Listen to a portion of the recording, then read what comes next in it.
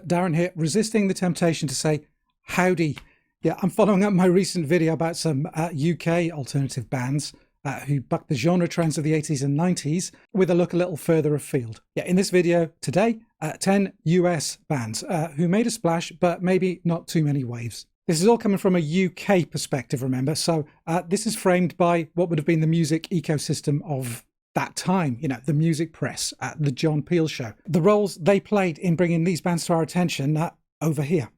So first up, the music press. Yeah, a lot of that genre inventing didn't really seem to apply so much to US bands. I think this is because music journalists tended to have quite a cozy relationship with, you know, A&R people, with bands themselves, with labels, with promoters, with venues. US bands dropping into the UK, they had a bit more of, you know, the other, if you like, about them. You know, they had to be taken more at face value. They dropped in kind of fully formed in some ways. Yeah, all that fluff and nonsense that permeated the, you know, the music press's interactions with the UK indie scene just seemed to be kind of dialed down a bit. It was just less relevant. And secondly, I think, yeah, having a completely unaffiliated maverick like John Peel on national radio, playing literally, you know, whatever he fancied, meant US bands often arrived without any fanfare, you know, no or little promotion to speak of, because John had literally just heard a single on import, liked it enough, and just played it. Yeah, a push from either of these sources, you know, either a glowing review or a write-up in the press or an offer of appeal session would be enough of a leg up to get a US band noticed. And the touring situation, yeah, it was a lot easier, I think, back then. And a UK or European tour had a lot going for it. Yeah, for one thing, you would probably already have a primed audience. They would have already been kind of told about you by the press. Secondly, geography. Yeah, these are quite small countries, remember. You know, lots of kind of student towns, student cities, lots and lots of small venues, minimal kind of travel distance, and fairly cheap to get around. And thirdly, I think, you know, good distribution of their records, things like the Cartel, the chain with no name. That meant that, you know, independent record shops, wherever they were, up and down the country, would get stock of, you know, the hot or cool, however you want to describe them, records. A touring US band could easily, you know, book a tour of small venues, you know, 10 dates over a couple of weeks was easily done. Yeah, doing that, they could break even, maybe make a bit of money when you factored in merch. Yeah, and crucially, they'd have, you know, a trip that they would remember for the rest of their lives for some of these smaller bands. Yeah, and it was this route, you know, this recipe, if you like, that got bands like the 10, which will follow, onto my radar. And although not all of these, you know, acts, you know, they all hit big, they made enough of an impression on me that, you know, I think they're worth talking about today. First up, I have got Scrawl from Columbus, Ohio. A really bruising, kind of no punches pulled, very confessional indie rock trio, fronted by Marcy Mays on guitar and vocals. Yeah, if you're not directly aware of Scrawl, you may have heard Marcy's vocal on the track My Curse. It was a B-side to this single. This is Debonair. And it also featured on their Gentleman LP from 1993. Yeah, they were fellow Ohioans. Around since the mid-80s, I think they definitely hit a peak at the start of the 90s with their Bloodsucker EP here. And their Albini-produced 1993 album here. This is the brilliant Velvet Hammer on Simple Machines. And Velvet Hammer, it really is a great record, I think. Tracks like Your Mother Wants to Know, Take a Swing, Drunken Fool.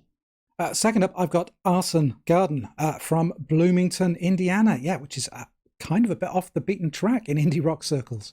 Never a big hit, I guess, but they were Peel favourites for a while. And they were a band with another very distinctive female front person in the indie rock sphere of that time, of the early 90s, that person being April Coombs.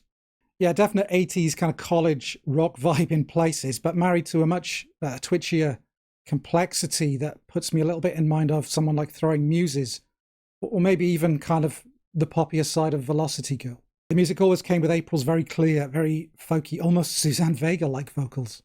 Yeah, here's their 1991 single, Virtue Made Out of Sticks, which came out the same year as their quite well-received Under Tower albums on the Tiny Community 3 label.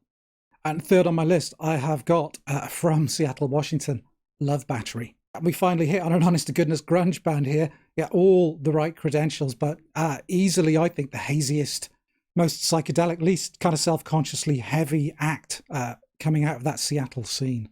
Yeah, Dan Peters of Mudhoney was an early member of the band, but Ron Rosaitis and Kevin Whitworth were the kind of the mainstays of the group.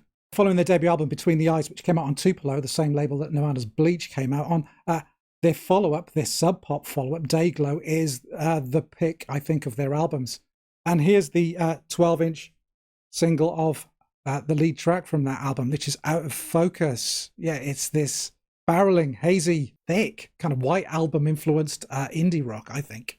People always tend to file Love Battery alongside The Screaming Trees, I think. And that's a pretty reasonable comparison, you know, given the kind of the slight difference in sound they both had. But given the choice, I'd probably take Love Battery myself. And fourth on this list, from Boston, Massachusetts, I've got Anastasia Screamed. Yeah, they were Boston born, but they relocated to Nashville at the start of the 90s, which happened to coincide with their, their 15 minutes of fame. Here's their debut album, Laughing Down the Limehouse, from late 1990. It picked up a lot of great reviews, and it featured in the NME's end of year 50 best albums, managing to place at a very respectable 42. Yeah, it's a great record. It's a little bit Huskers, a bit Replacements, a bit Dinosaur, but also a bit of that kind of 80s Southern power pop thing going on, I think. A bit of DBs or Let's Active. But it was good enough to land them, quite a high profile support slot with Throwing Muses on their Real Ramona tour at the start of 91. And it also landed lead singer Chick Groening a fiancé in the shape of Tanya Donnelly. I think if Anastasia Screamed could have held it together a little longer, they may have pipped the Lemonheads for that, that grunge pop crown that they held for a while. But they only lasted another album, and then they fell apart. Chick Groening's next band, Scarce, were tipped for greatness. The All Sideways single was a really good one, but he suffered a brain hemorrhage, which nearly killed him, and it stopped the band dead in their tracks, just as they were going somewhere. A shame, really. I think they're one of those great, what-if bands of indie rock. At 5, I've got Eggs from Washington, D.C. A pretty unique take, I think, on the shambly UK indie pop style of the day, but married to a slightly unpredictable lo-fi aesthetic. In case you forgot, this was about the same time as, Sarah Records, twee heroes, Heavenly, were inadvertently kickstarting Riot Girl in the Pacific Northwest. So, yeah, it was a weird kind of UK-US cross-pollination going on. Yeah, they were Team Beat recording artists. Andrew Bojan of Eggs had actually helped Mark Robinson of Unrest get the label off the ground whilst they were both still at high school in the mid-80s. Plenty of John Peel interest in Eggs in the early 90s, including a festive 50 appearance in 1993 for their song The Government Administrator. But this album, this cassette, in fact, 1994's Teen Beat 96 Exploder would be my pick. They toured this album in the UK on the legendary kind of triple header, the Tsunami Eggs Rodan Tour of 94. A phenomenal event. And a great example of economy of scale. Why book one band when you can book 3 as a package? Next up at 6, and possibly the most obscure band on this list, I've got Hula Hoop from Louisville, Kentucky. Yeah, most obscure, but also kind of the most perfect backstory with respect to, their relationship with, the UK. John Peel picks up only one of 30 copies of their debut single, which made it across to the UK. He plays it on his show. News gets back to the band, they get in touch, and he says, hey, are you coming over? Would you like a session? The band obviously want a session, so they very hurriedly arranged some UK tour dates with the Sarah Records band Boy Racer. They had to sell a bunch of their stuff to fund this. And sure enough, that tour happens. They do about 6 or 7 gigs with Boy Racer, and they also managed to record a Peel session during the trip. This is all in November of 1992. Yeah, and I saw them on that tour, and they were pretty good, as I recall. Here is my copy of the band's LP of the following year, 1993. This is My Sweet Amputee on Fluff Records, a tiny Leicestershire-based label. The band's Hood and Boy Racer did a few 7-inch albums on this label. Probably of most interest, though, with Hula Hoop, certainly to the indie rock anoraks out there, would be the band's then bass player was Rachel Grimes. Yeah, she went on to be a core member of the Louisville Chamber post-rock group, I guess you'd call them Rachels, alongside Jason Noble. 7th up, and staying in Louisville, Kentucky, with Bastro. Bastro, I think, are one of the higher profile noise rock bands on this list who burned hard and bright for a few years at the end of the 80s. David Grubbs, ex of Squirrel Bay, and Clark Johnson, they used a drum machine for their first Albini produced EP that was Rode Hard and Put Up Wet. But following a tour with the next band on this list, they recruited drummer and percussionist John McEntire to complete the trio. And John Peel, again, I'm going to keep coming back to him. Yeah, fans or listeners of a certain vintage will probably remember the shows of the week when John first received his copy of their debut album. That's this here, Diablo Guapo. Yeah, he completely lost his shit over it. I think he played every track off it over 2 nights. Buzzing, grumbling, shifting, savage guitar figures, rocking amongst a sea of time changes, hoarsely delivered, fractured vocals, brutal and short, 28 minutes.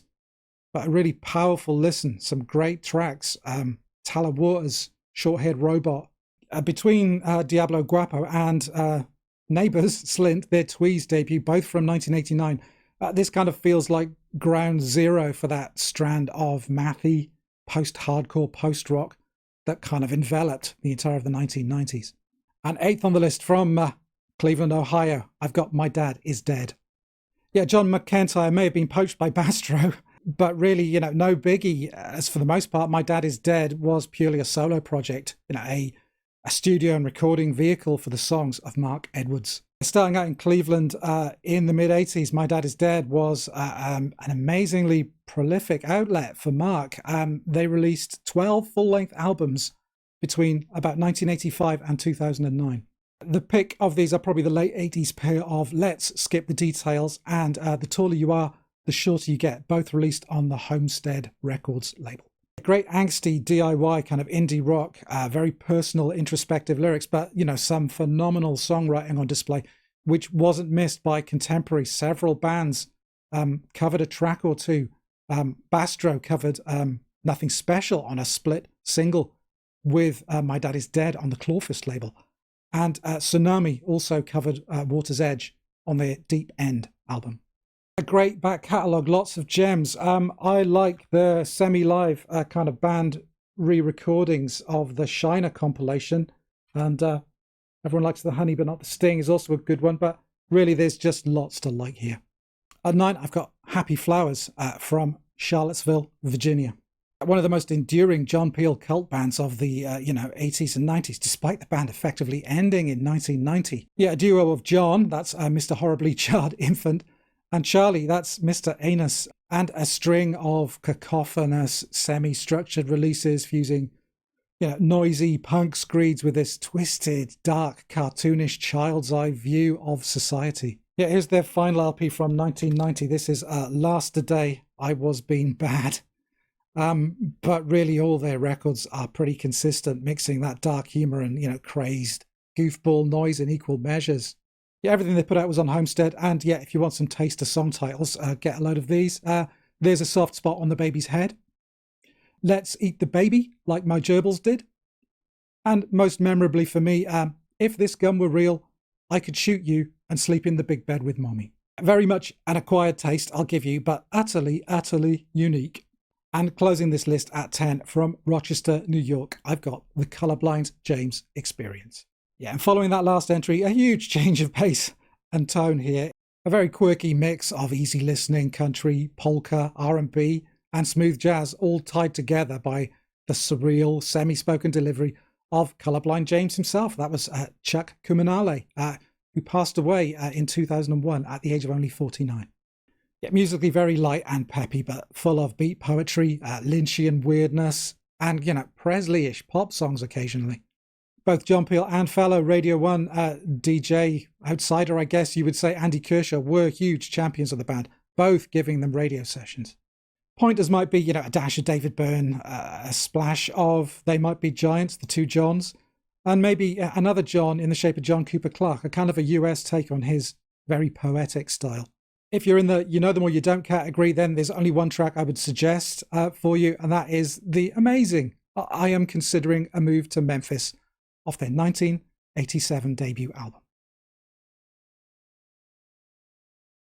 A list of 10 US acts there in response to the list of 10 UK acts that I came up with last time around. Yeah, those kind of genre signposts, they didn't really work to kind of map these out this time, so I just had to go with my gut and just dredge up some memories of those old John Peel shows and some of the really cool, obscure stuff that he managed to kind of push my way. Yeah, if you're new to the channel, welcome on board. There's a lot more of you these days. If you like this video, please give it a like. It always helps to kind of spread the word. And if you haven't already subscribed, then why not think about doing so? And that's all for today. So take care. I'll see you soon, and bye for now.